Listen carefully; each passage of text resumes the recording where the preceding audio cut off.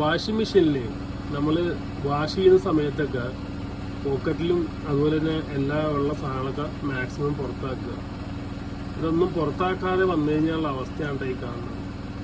Washing മെഷീൻ്റെ അതൊന്നും പുറത്താകാതെ കിടന്ന സാധനം ഡോറെ വന്ന് കിടക്കണേന്ന്. അപ്പം എല്ലാവരും ഒന്ന് ശ്രദ്ധിക്കുക.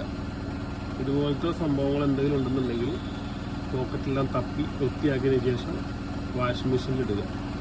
അല്ലെങ്കിൽ ചിലപ്പോൾ ഈ ഗ്ലാസ്സൊക്കെ പൊട്ടിപ്പോകാനുള്ള സാധ്യതയും കാര്യങ്ങളും. അത് കാണാനില്ല കേട്ടാ.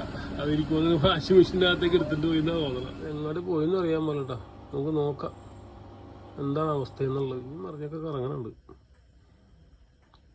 ഇൻഹെയിലർ പോയാന്നുള്ളതാണ്. വന്നിട്ടുണ്ട് കേട്ടോ. ഇവിടെ വന്നിട്ടുണ്ട് സാധനം.